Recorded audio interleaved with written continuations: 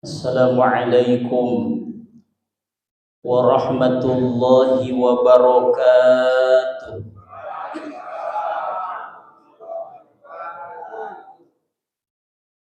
Alhamdulillahilladzi ja'ala Ramadhana syahrul siyam, syahrul qiyam, syahrul mubarak. Asyhadu an la ilaha illallah wahdahu la syarika lah. Wa asyhadu anna Muhammadan abduhu wa rasuluhu la nabiyya wa la rasula ba'dah. Allahumma fassalli wa sallim wa barik ala nabiyyina Muhammadin wa ala alihi wa ashabihi wa man tabi'ahum bi ihsanin ila yaumiddin. Amma ba'du. Para guru-guru yang kami muliakan, ibu-ibu, bapak-bapak, hadirin hadirat, pemuda-pemudi yang sama-sama kami hormati. Alhamdulillah, atas izin Allah Subhanahu wa taala, pada malam ke-16 kita semuanya dikumpulkan oleh Allah Subhanahu wa taala di masjid yang sama-sama kita cintai ini dalam rangka menunaikan kewajiban kita sebagai kaum muslimin, kaum muslimat, yaitu sholat isya berjamaah. Kita sama-sama akan melanjutkan sholat tarawih berjamaah. Harapan kita moga amal ibadah yang wajib, yang sunnah yang telah kita jalankan diterima di sisi Allah Subhanahu wa taala. Amin amin ya rabbal alamin. Bapak Ibu yang dimuliakan Allah Subhanahu wa taala, suatu ketika Rasulullah sallallahu alaihi wasallam pernah berpesan kepada umatnya, umumnya kepada kita yang hadir pada malam ini. Hadis ini diriwayatkan oleh Imam Hakim. Kata baginda Rasulullah sallallahu alaihi wasallam, ya ayyuhan nas, wahai sekalian manusia. Manusia di sini orang yang beriman, orang yang belum beriman, orang yang Islam, orang yang belum Islam, laki-laki, perempuan, kaya, miskin, semuanya kena dengan kalimat ya ayyuhan nas. Wahai manusia, inni qad taraktu fikum syai'aini. Aku telah meninggalkan atau telah aku tinggalkan kepada kalian semuanya dua perkara, yang mana dua perkara ini apabila kalian memegangnya, berpegang teguh kepada kedua perkara ini, maka kita akan tersesat.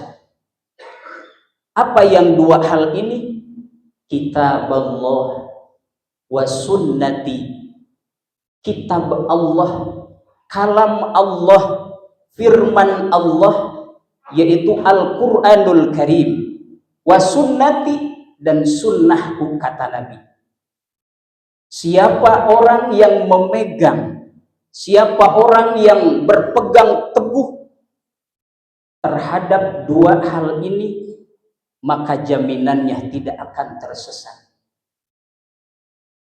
Timbul pertanyaan, bagaimana cara memegang teguh dua perkara ini? Dengan cara belajar memahami isi yang terkandung di dalam Al-Quranul Karim. Setelah itu kita amalkan, aplikasikan dalam kehidupan kita.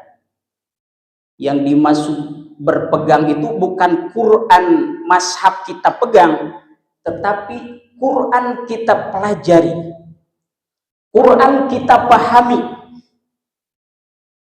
Setelah kita paham, amalkan, aplikasikan dalam kehidupan kita.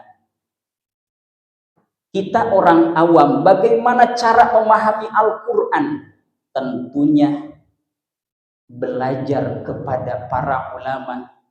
Tentunya kita belajar kepada pewaris para nabi, pewaris para Rasulullah.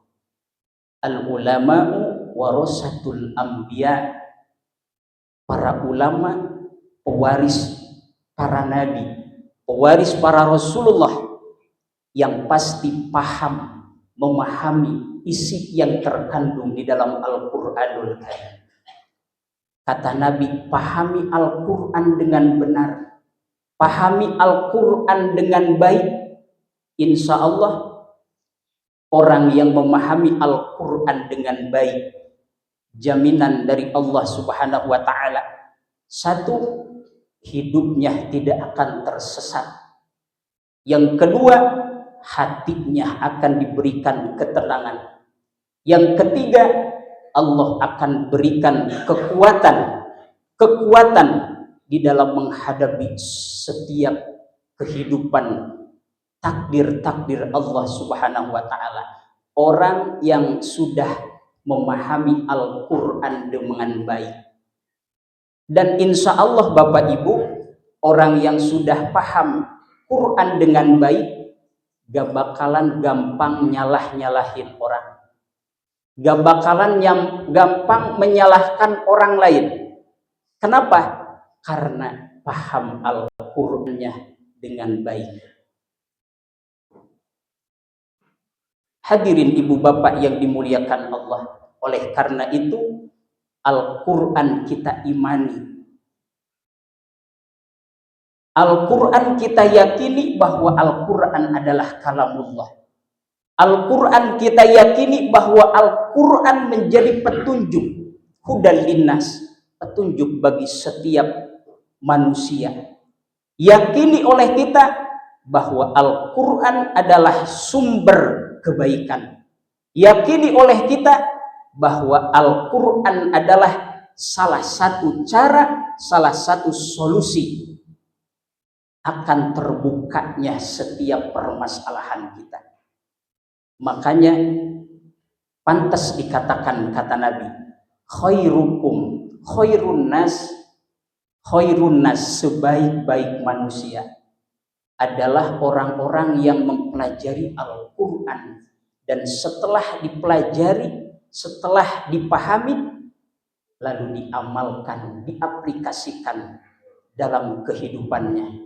Itulah orang-orang pilihan Allah, itulah orang-orang yang paling baik di hadapan Allah Subhanahu wa ta'ala.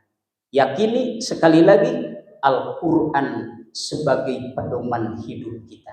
Insya Allah kalau kita sudah yakin Al-Quran menjadi pedoman hidup, kita akan rajin datang ke majelis-majelis ilmu, majelis-majelis Al-Quran yang dimana di dalamnya dijelaskan, yaitu memahami tentang ilmu Al-Quranul Karim.